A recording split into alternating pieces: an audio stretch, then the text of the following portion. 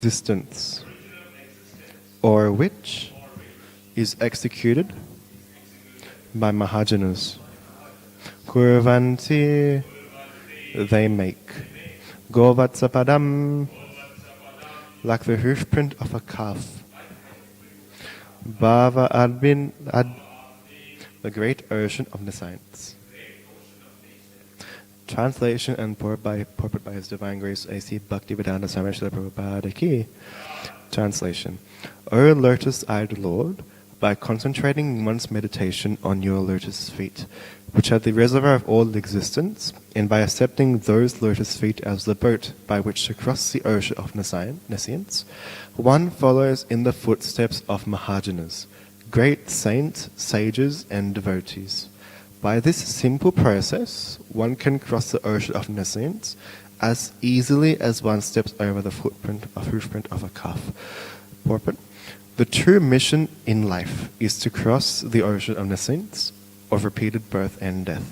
Those in the darkness of ignorance, however, do not know their mission. Instead, being carried away by the waves of material nature, prakriti kriyamanani gunai karmani sarvasaha, they are undergoing the tribulations of mrityu samsara vartamani, repeated birth and death. But persons who have achieved knowledge by the association of devotees follow the Mahajanas, Mahatkritena. Such a person always concentrates his mind upon the lotus feet of the Lord and executes one or more of the 9 varieties of devotional service. Shravanam, Kirtanam, Vishnu, Smaran, Pada, Sevanam. Simply by this process, one can cross the insurmountable ocean of nescience. Devotional service is powerful in any form. Sri Vishnu Shravanam Pratikshid, Bhakti Rasamrita Sindhu 1.2.265. According to this verse, Maharaj Parikshit becomes liberated by fully concentrating his mind on hearing the Lord's holy name, attributes, and pastimes. Similarly, Shukadeva Goswami simply glorifies the Lord, and by speaking on the subject matters of Krishna that constitute the entire Srimad Bhagavatam, he too was liberated. One may also be liberated simply by sakya, friendly behavior with the Lord. Such is the power of devotional service, as we learn from the examples set by the Lord's many pure devotees. Swayambhu Narada Shambhu, Kumara Kapilo Manu, Pralado Janago Bhishmo, Balivaya Sakivayam. Srimad Bhagavatam 6.2.20. We have to follow in the footsteps of such devotees, for by this one easy process, one can cross the great ocean of nescience just as one might cross a small hole created by the hoof of a calf. Here, the Lord is described as Ambujaksha, or lotus-eyed. By seeing the eyes of the Lord, which are compared to lotus flowers, one becomes so satisfied that one does not want to turn his eyes to anything else. Simply by seeing the transcendental form of the Lord, a devotee is at once fully absorbed in the Lord in his heart. This absorption is called Samadhi, Bhagavatam 1.13.1. A yogi is fully absorbed in thoughts of the Supreme Personality of Godhead, for he has no other business than to think of the Lord always within the heart. It is also said, the reference is Bhagavatam 10.14.58, for one who has accepted the boat of the lotus feet of the Lord, who was the shelter of the cosmic manifestation and is famous as Murari, the enemy of the demon Mura, the ocean of the material world is like a water contained in a calf's footprint. His goal is Parampadam, or Vaikunta, the place where there is no material miseries, not the place where there is danger at every step. This process is recommended here by authorities like Lord Brahma and Lord Shiva, Swayambhu Narada Shambhu. And therefore, we must take to this process in order to transcend nescience. This is very easy, but we must follow in the footsteps of great personalities, and then success will be possible. In regard to the word Mahatkritena, it is also significant that the process shown by great devotees is not only for them, but also for others. If things are made easy, this affords facility for the person who has made them easy, and also for persons who follow the same principles. The process recommended in this verse for crossing the ocean of nescience is easy not only for the devotee, but also the common persons who follow the devotee. Mahajano yena gata sapanta. Srila Prabhupada ki.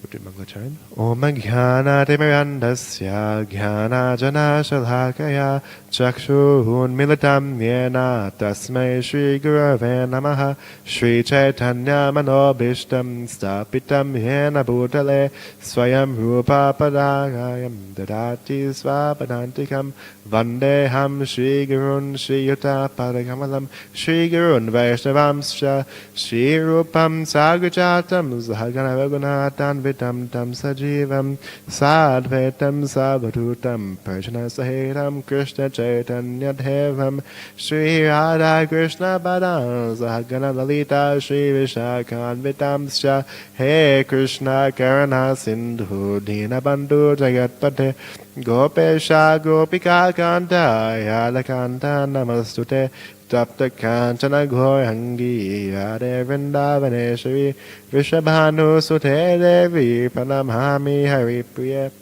Vancha Kalbadayubhascha Kripa Sindhu Bhavevacha Patitana Pavanebhyo Vaishnavebhyo Namo Namaha Jai Shri Krishna Chaitanya Prabhu Nityananda Shri Advaita Gadadaya Shivasadi Gaura Bhakta Vrinda Hare Krishna Krishna Krishna Hare Hare Hare Rama Rama Rama Hare Hare Hare Krishna Krishna Krishna Hare Hare Hare Rama Rama Hare Hare Hare Krishna Krishna Hare Hare Hare Rama Rama Hare Hare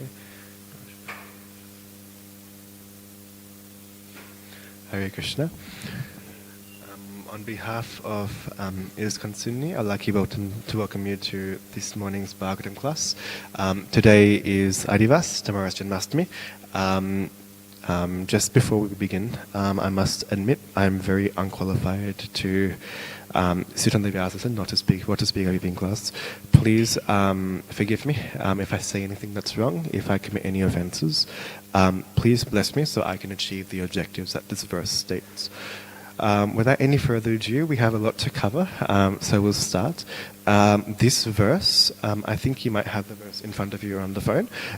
There are 4 key themes that are discussed in this verse. Before we go by these 4 themes line by line, just a bit of context. So Krishna was just about to appear in this material world, which is going to be tomorrow. And when he was in the womb of Mother Devaki, all the demigods, headed by Lord Brahma and Lord Shiva, 10.2.25 gives a list, such as Indra and Varuna. They came to offer prayers. And these verses, they start from verse number 26, and they are 16 verses. These verses are essentially the first prayers that are made in the 10th canto. And the whole there are 16 verses. And in these 16 verses, there are a lot of secrets that are made, given by the demigods. And they do clear a lot of misconceptions that people in modern civilization do have. So it is very important to follow these Mahajanas. Brahma and Lord Shiva, they're none other than Mahajanas. And in that spirit, we'll continue to explore what they say. So the first line, Tvai Ambuja Kakshila Sattva Damni, apologies for the mispronunciation earlier. Essentially, I won't go into word for word, but the line essentially translates to lotus eyes and the original cause of all existence and potencies. So here the demigods are saying that Krishna is the original cause of all existence, and he has lotus eyes. Next, Samadhina Vesita Cheta Sheke.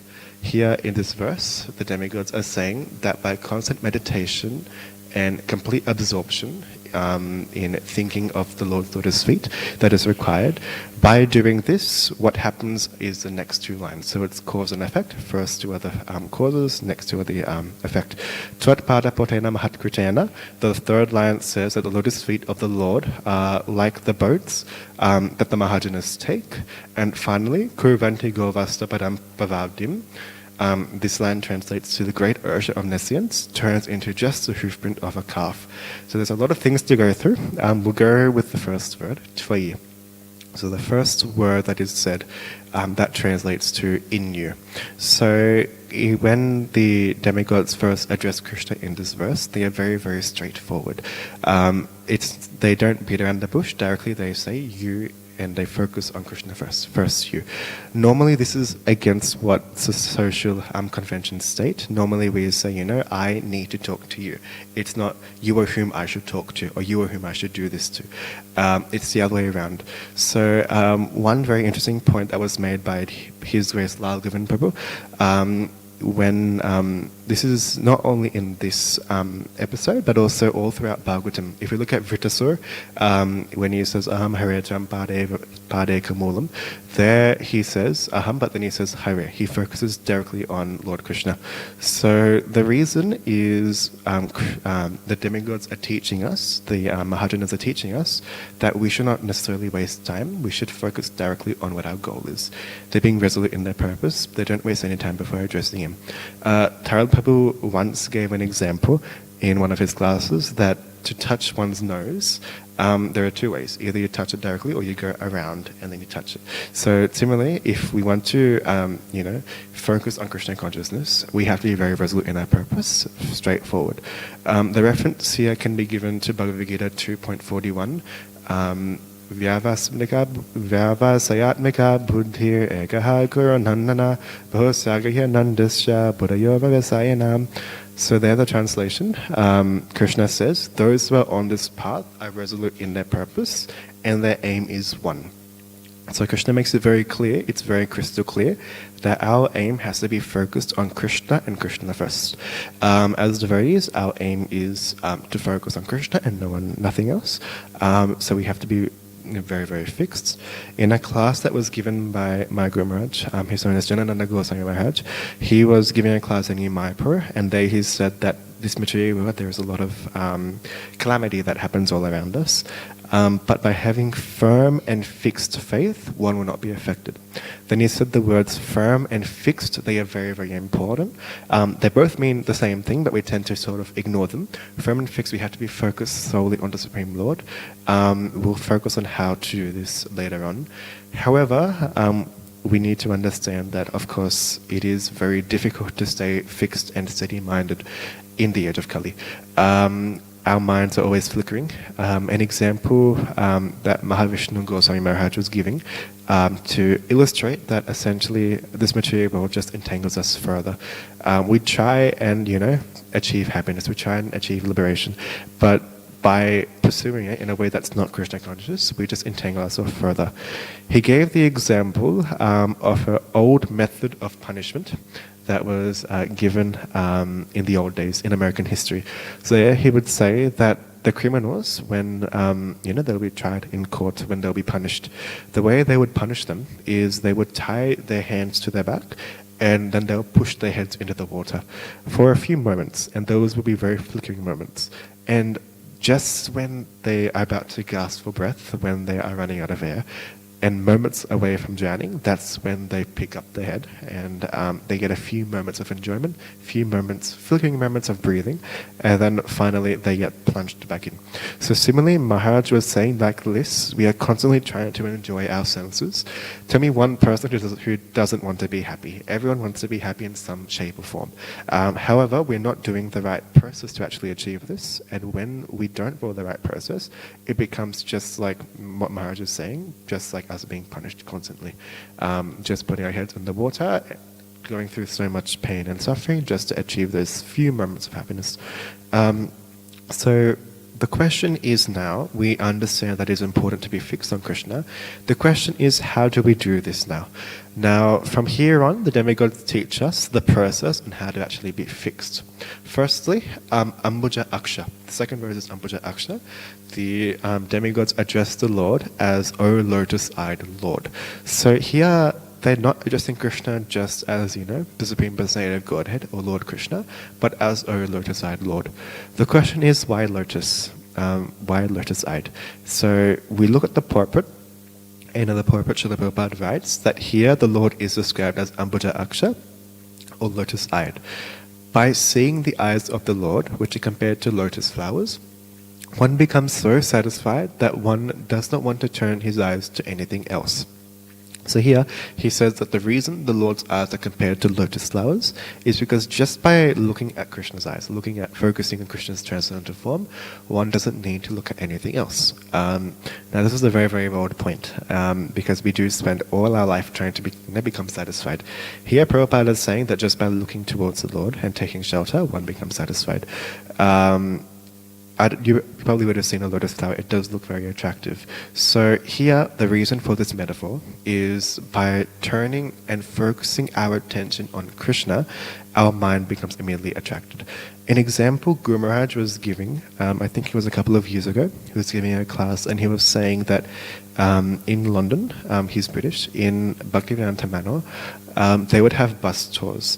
And in these buses, there'll be busloads of, elderly Christians or atheists, those who would be, generally against Krishna consciousness. So they would have tours. They would bring them to the temple and they'll go, those who have been to Bhaktivedanta Manor would know it's very, very big. So they'll show them the buildings, show them the farm, and then give them prasadam. And then finally, they will take them before the deities.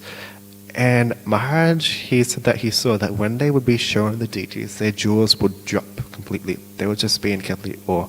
Mind you, these are atheists, these are Christians, they are normally against Christian consciousness.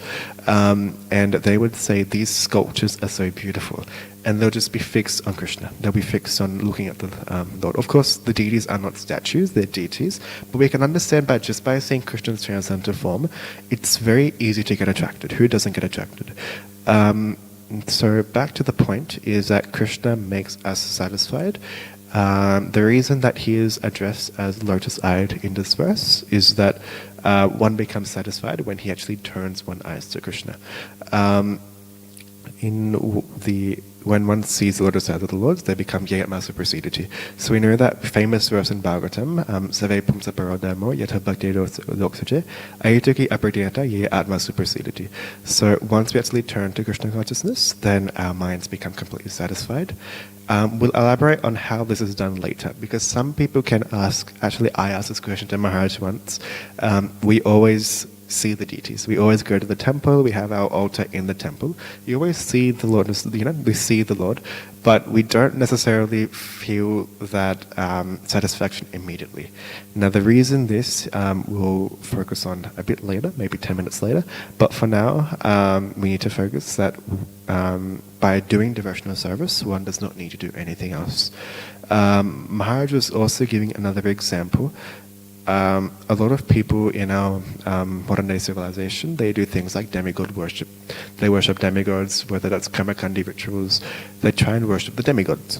Guru Maharaj, he did give a very strong class, and he was saying that there is absolutely no need to do deity worship at all.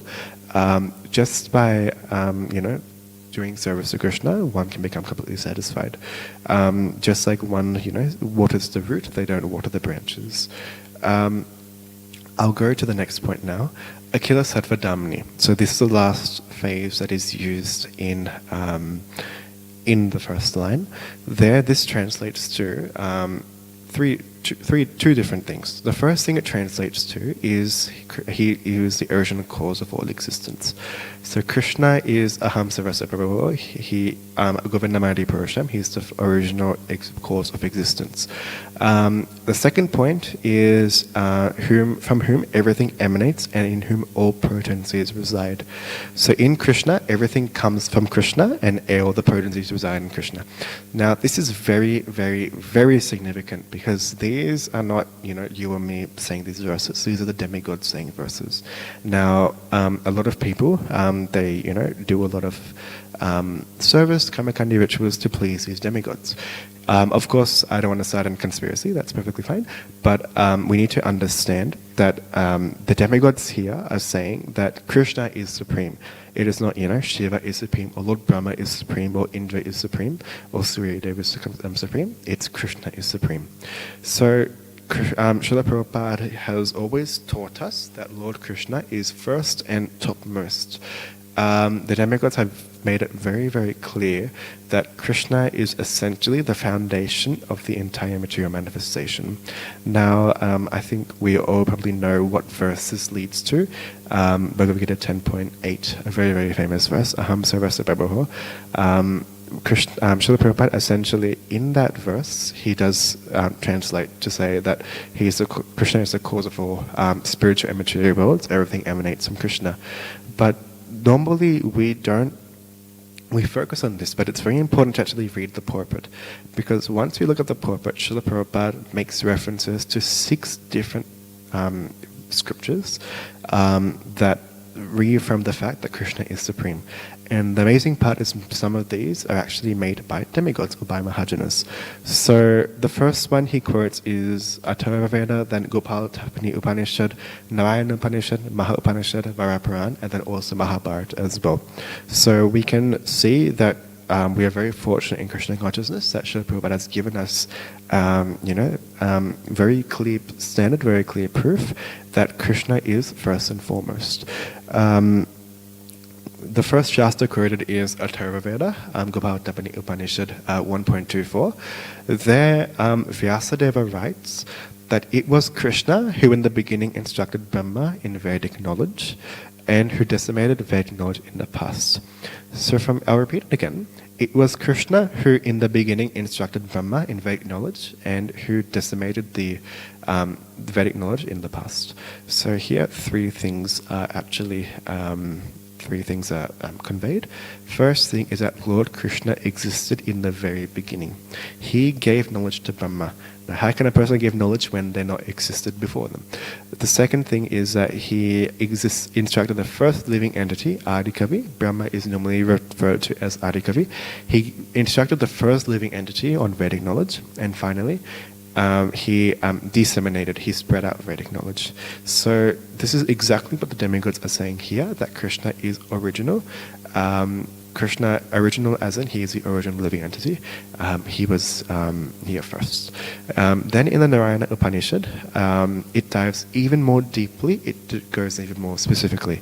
So there it says, from Narayana, Brahma is born, and from Narayana, the patriarchs, the 8 Vasus are also born. From Narayana, Indra is born. From Narayana, the 8 Vasus are born. From Narayana, the 11 Rudras are born. From Narayana, the 12 Adityas are born. So the second point is that everything emanates from him. So the first point, Krishna is original. Second point is that everything comes from Krishna. So it directly states that the demigods confirm that everything does come from Krishna. Krishna is unrefutably the Supreme Personality of Godhead.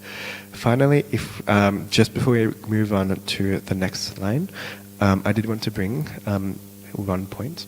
In Srimad Bhagavatam 6.3.12, there we know that Yamaraj gives the instructions to the Yamadutas. The pastime is very long, but there Yamaraja says, Paramadanyo Jagadastatascha autumn protum. So autumn protum essentially means crosswise and lengthwise. It's a very, very interesting elaboration given here. Essentially, Yamaraj is saying that Krishna is crosswise and lengthwise. He, he is the thread that is the latitude and longitude. So essentially, everything rests on Krishna. He's the one that makes his creation. So this comes straight from a Mahajana, which is why we should try and listen to the Mahajanas. More on that later. The second line says Samadhina. Now, Samadhina is obviously in the word there, it is Samadhi. So here, Srila Prabhupada translates that to by constant meditation and complete absorption in thoughts of you, the Supreme Personality of Godhead. So here, the translation, Srila Prabhupada writes, by concentrating one's meditation on your lotus feet. Now, to elaborate on this, Prabhupada says that simply by seeing the transcendental form of the Lord, a devotee is at once fully absorbed in the Lord in his heart. This absorption is called Samadhi. So here, by concentrating one's mind on the Supreme Personality of Godhead, one can become fully absorbed. Now, the key words here, which brings me to the point that I made first, the 2 key words in this translation is constant and complete. It's by constant meditation and complete absorption. So we must make sure that we are constantly meditating on the lotus feet of the Lord. I was listening to a lecture by His Holiness B. Krishna Maharaj. He was saying that in Krishna consciousness, we have to have nishta. Now, what does nishta mean? Nishta means 24 hours of unbroken attention. That is absolutely required to progress in devotional service. And nishta means also to conquer the senses. So if we want to conquer our senses, we have to be, fixed with unbroken attention to Krishna. Once we actually do this, then we can actually go into spontaneous service. And it was a very, very strong class. He was saying that it's not simply checking in and checking out. We're not here to waste time. We're here to focus directly on Krishna. Otherwise, our minds will become uncontrolled like the Vrindavan monkeys. I don't know if most of you might have been to Vrindavan. You'll know that the monkeys are always very hard to control. So in the same way, if we don't focus 24/7 on Krishna, otherwise there's a risk of it becoming it's checking in and checking out of Krishna consciousness. So I think His Grace of Devkinanda Prabhu gave an example that when we come in the temple, normally we, have that mindset of a devotee, and then we sort of check out when we go to work, then we start to engage in, Bollywood, we get angry, we start, cricket, I don't know what happens, but it's that checking in and checking out mentality.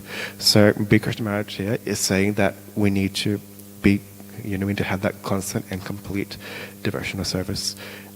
His Holiness Ramapada Maharaj, he links the word constant to Bhagavad Gita 9.34. It's a very standard verse. I think most people know this verse. 5-year-olds even know this verse. Manmalava man bhakto, manjaji mam namaskaru. So Prabhupada translates that engage your mind always in thinking of me. Become my devotee, offer your obeisances unto me and worship me. Be completely absorbed in me, surely you'll come to me. So this brings me to my earlier question I asked to Guru Maharaj. Why is it that when we see the Lord, we don't automatically feel, at least for me we don't automatically feel, we don't feel automatically liberated. So here, the key words is that we must always be engaged in Krishna consciousness all the time, somehow or other. It's not some of the time, it has to be all of the time. Similarly, the next word repeats the same theme. So after Samadhina, there's Aveshita. Now Aveshita means fully absorbed. So here, Srila Prabhupada is reinforcing the fact, the demigods are also reinforcing the fact that one has to be fully engaged in thoughts about the Lord constantly. Now, we'll go into how to do this a little bit later. Next word is eke. Now, eke, Srila Prabhupada translates this, the one process of thinking of your lotus feet. So there, Srila Prabhupada, he first establishes what the problem is. He establishes that the problem is, we have to focus on Krishna. Now, the way we do this is eke, through one process of thinking of the Lord's lotus feet. It's not a mechanical process, it's an actual process. And in the purport, Srila Prabhupada confirms that this is, the word eke means one of the 9 stages of bhakti. We know Navada Bhakti. The purport Srila Prabhupada writes that such a person always concentrates his mind upon the lotus feet of the Lord and executes one or more of the 9 varieties of devotional service.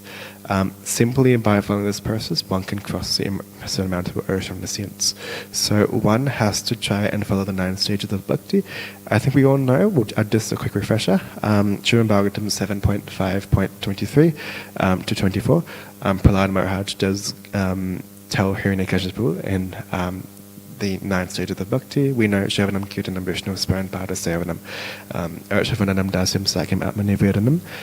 There he says, hearing, chanting of Vishnu, remembering Krishna, serving his lotus feet, offering worship such as deity worship, offering prayers, Dasyam, so becoming the servant of the Lord, Sakyam, becoming the best friend of the Lord, and Atmanivedanam, which is surrendering everything, whatever one has. So the best way to absorb our mind is at least by engaging in one of this, at least, constantly. Only by doing this can it actually be possible to, to actually reach that 24-hour nishta process and actually reach that stage. Parikshit Maharaj is a perfect example of this. In Bhagavatam, in the same verse, Prabhupada in the purport gives an example of Parikshit Maharaj. Now, Parikshit Maharaj, he had 7 days to live, as you all know, and he became fully liberated simply by concentrating his mind on the Lord's holy name, his activities, and his pastimes. So if Krishna Maharaj can do this in 7 days, why can't we also do this? Somehow or other, by focusing one's activities on the Lord, by surrendering everything to the Lord, only then can it actually reach that stage where we can have that constant shelter of the Lord's lotus feet. In this way, it's important to fix our mind on one of the processes of bhakti. Now, one thing that needs to be very clear is sometimes here, of course, Srila Prabhupada says we have to do one process of bhakti. At the same time, he says we should try and do bhakti all the time.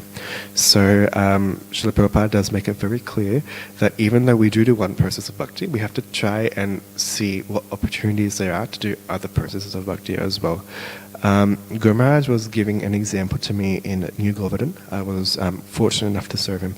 And there he said that, make sure, that time Keshav, was my name. Keshav, make sure you're always reading, chanting, do something. Don't space out. So Maharaj was always very, very particular that our time has to be spent very, very carefully. One time, we were working in one farm. I won't give the name of the farm. And there was a shed. And Maharaj, he had his arm around me and he was saying, Kesh, this is where I used to stay back 30 years ago.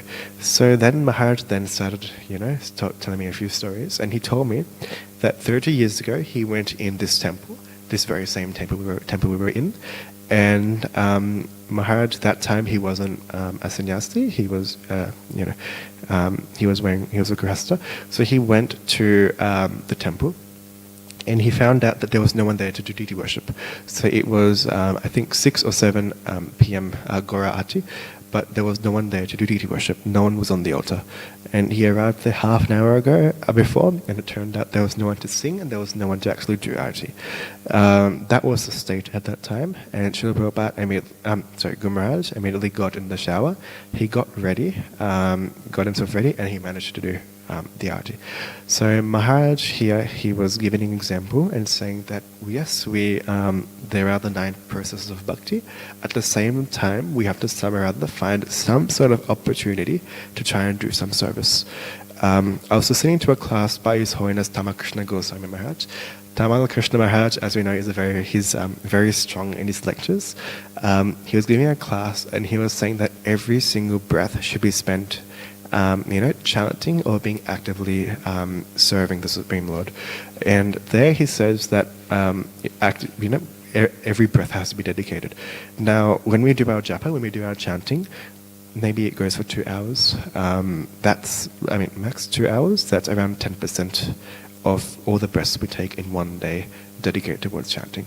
So Tamakrishna Maharaj was saying that Rupa Goswami gave a model that we have to spend at least 50% of both the Krishna, or he said, or 50% of our time.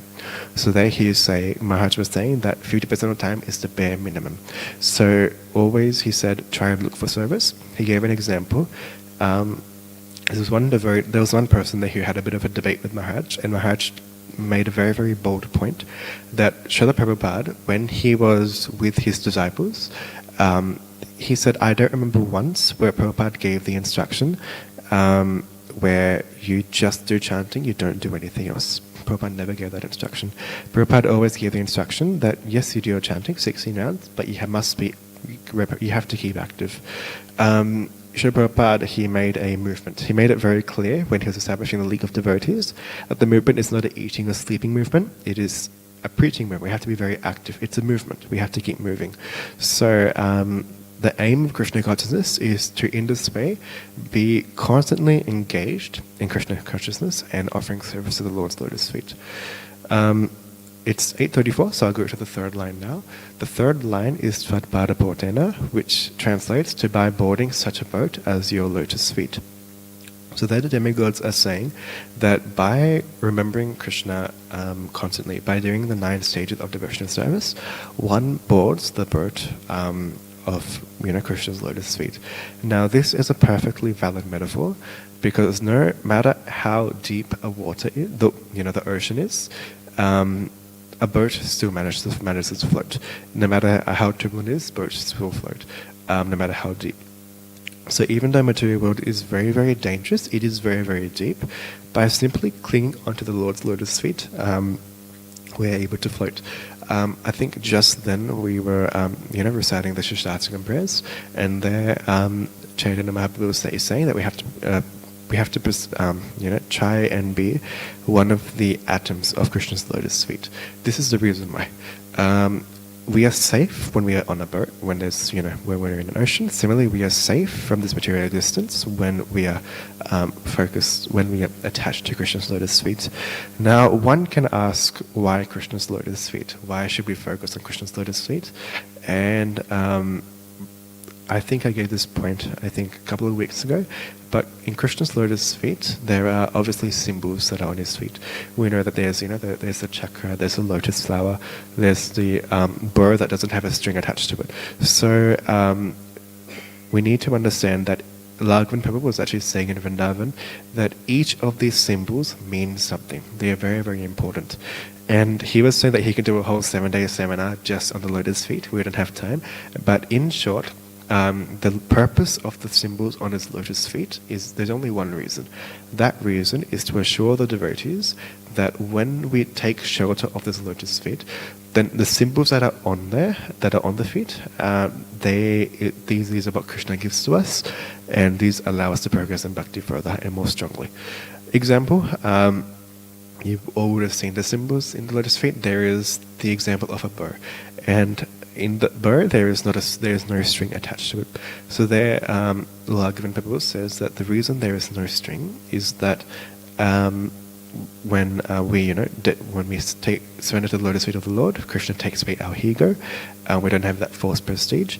Another example that is given by Sachinandan Maharaj is that the bow doesn't have a string attached to it, because once we achieve Krishna's lotus feet, we are completely satisfied. We don't need to do anything else.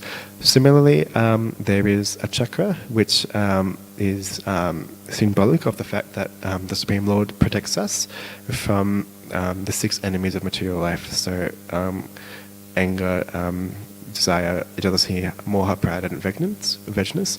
The thunderbolt is also there, which essentially smashes the mountains of our sinful activities. There is also a octagon. So if you go on the left foot, there is an octagon that's there. And His Holiness Sachinandan Swami Maharaj says that this essentially means that Krishna protects us from all, all the material influences from the 8 directions. So the reason I'm going through this is because in the bottom right foot, so at the right foot at the bottom, there is a sign of a fish. And the clear reason of the fish, which Laghavan Prabhu gives us, is because a fish always floats in the ocean. Similarly, by taking shelter, we are able to float in this material ocean. And another example given by His Holiness Sachinandan Swami Maharaj is, that represents Matsya. We know Matsya pulled a boat that had all the pure devotees, headed by Manu, in a very, very turbulent ocean.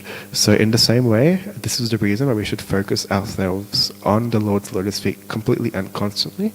The reason being is that once we actually get attached to Krishna's lotus feet, then it's very easy to float in this material world. Otherwise it gets very, very difficult.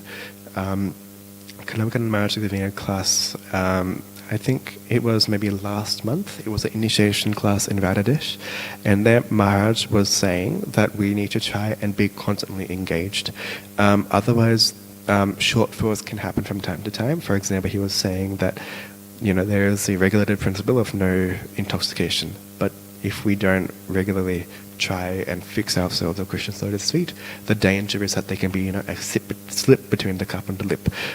They can fall short in our determination, which is why it's very important to always remain situated in Krishna's lotus feet. Next word that is used in the third line is Mahatkritena. Now Mahatkritena, Srila Prabhupada gives 2 definitions. which is very interesting. The first definition that Srila Prabhupada gives is by that action which is considered the most powerful, original existence. Second definition is, which is executed by the Mahajanas. So we'll go through the first definition. The action which is considered the most powerful and original. So this reference goes straight to Srimad Bhagavatam 10.14.58. There, Srila Prabhupada also references this in the purport. For one who has accepted the boat of the lotus feet of the Lord as one's shelter, who is the shelter of the cosmic manifestation and famous as Murai, the enemy of the Mura demon, the ocean of the material world, is like a water contained in a calf's hoof print. So I'll go to the calf's hoof print a little bit later, but the point is that by taking shelter of the Lord's lotus feet, it is so powerful that one can cross over this ocean of material existence. I think I gave the example before of Krishna's lotus feet. The whole purpose of everything, like the conch shell removes inauspiciousness in one's life. There's a half moon where essentially the moon's cooling rays extinguishes us from the suffering of the three modes of material nature. Like this, by focusing Krishna's lotus feet, it is very, very powerful. People, they spend their entire lives, lifetime after lifetime, trying to be happy, trying to be free from all the suffering. But Krishna is so powerful that we can achieve that just by taking shelter, just by meditating on the lotus feet. The second thing of the first definition is original existence. So our original position is Jivara Surpahoya, Krishna Nitya Das, Krishna Tata Shakti, Beda Beda Prakash. So there, our original situation, our original position, I should say, is Jivara Surpahoya, Krishna Nitya Das. So our constitutional position, so our fundamental position, is to be the eternal servant of Lord Krishna. That position cannot be changed, and to offer service is our eternal position. An example of this would be obviously that verse. Srila Prabhupada was giving a class a while ago. I was listening to, and he was saying that if we don't serve God, G-O-D, we'll end up serving dog, D-O-G, because our nature is obviously to serve. We will serve so many things. We will serve nation, bosses, family, friends, family members. We'll try and serve absolutely anything, but we need to focus that our original position has to be dedicated towards Krishna. I'm sorry, I'll go just 3 more minutes. I'll quickly wrap things up. The second definition of Mahatkritayana is, which is executed by the Mahajanas. So we need to follow in the footsteps of the Mahajanas. Otherwise, it becomes very, very difficult to progress further. Only when we actually follow the example of the Mahajanas can this actually be possible. Otherwise, it does get very, very difficult. We need to follow the acharyas.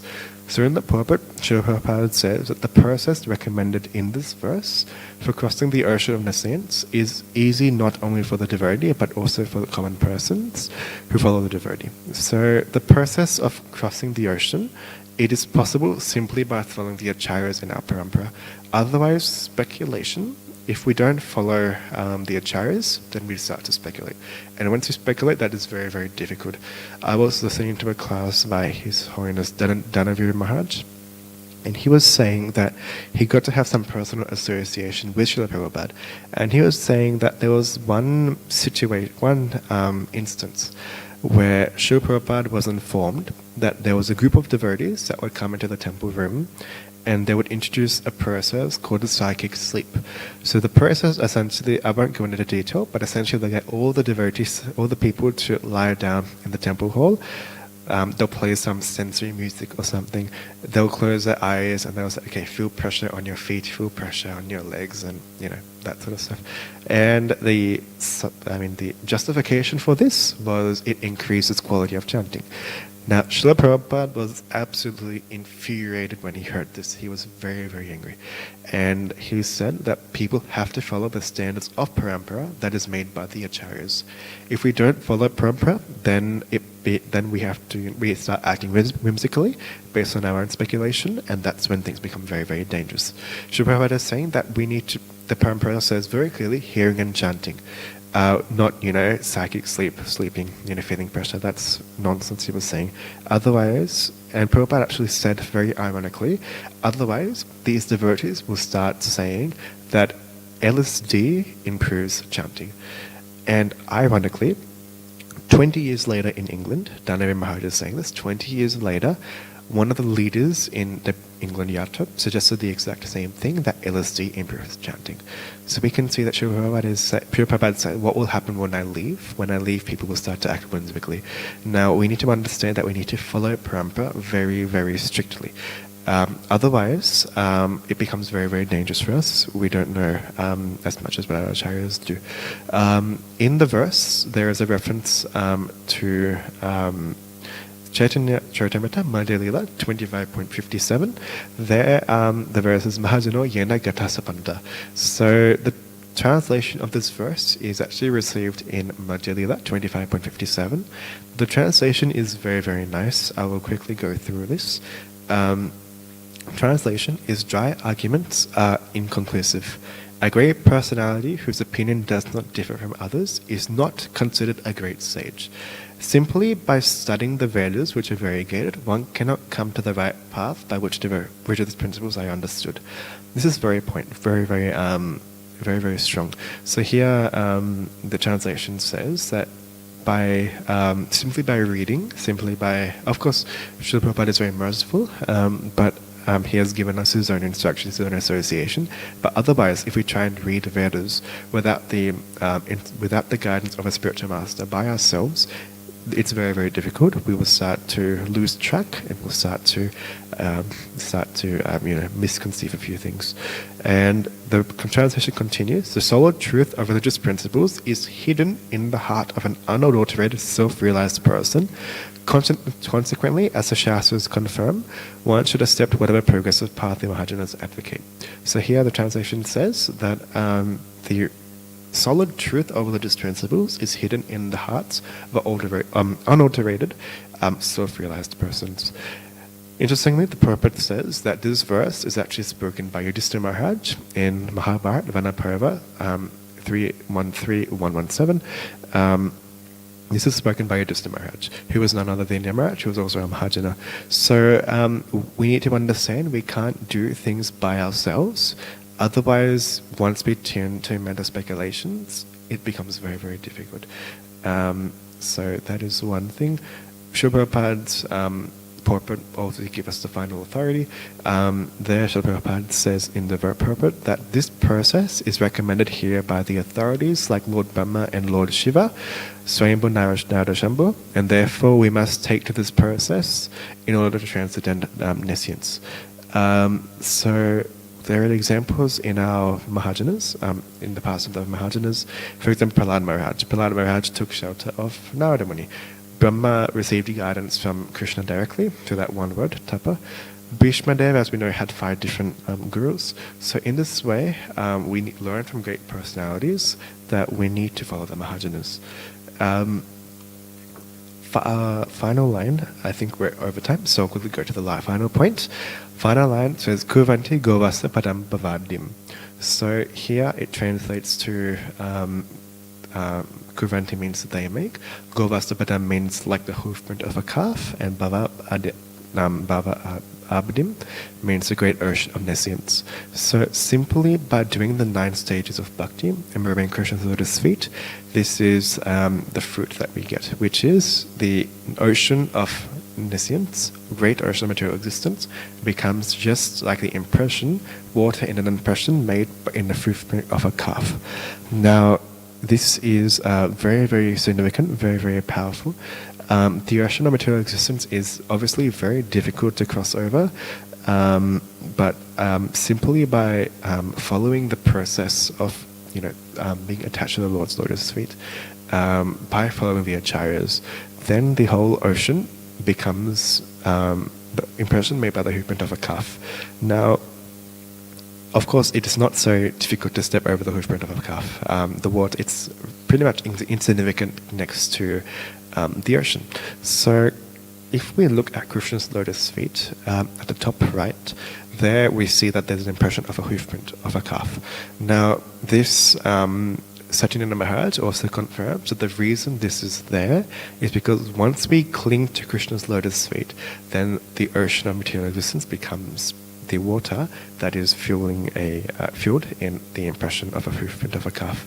So simply by a little bit of effort in Krishna consciousness, by trying to be constantly attached to Krishna, we can constantly remember the Lord's lotus feet. Otherwise, there is danger in every step. I think I will conclude here. Just a quick conclusion. The first point was that the the demigods address the Lord as O lotus-eyed Lord because he attracts, and he's also the reservoir of all existence. Second point is that we need to meditate on the Lord's lotus feet. The third point that is made is that by accepting the Lord's lotus feet as a boat and shelter, great Mahajanas, and by following the footsteps of the great Mahajanas, one can cross over the ocean of nescience. And the final point is one can cross over the ocean just like one stepped over the footprint of a calf. I'll conclude it here. Thank you very much. Yes, Prabhuji.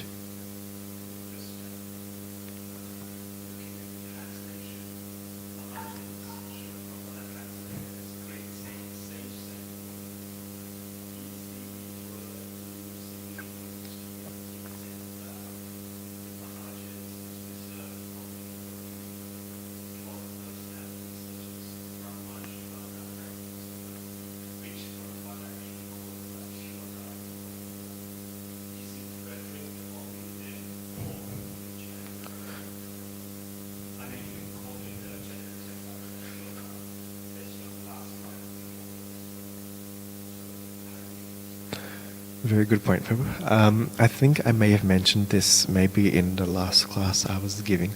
Yes, Mahajanas is used, but it is not exclusively just the Mahajanas. Srila Prabhupada does also confirm, next to Mahajanas in the translation, as he mentioned, there's great sages, saints, and devotees.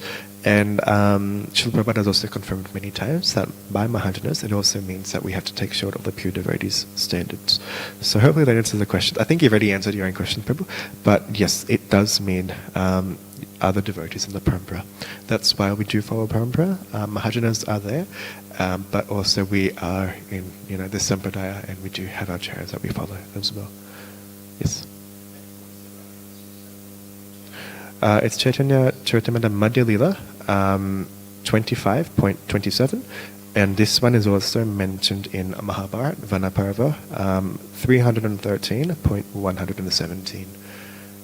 So it's mentioned twice. Yeah. Yes.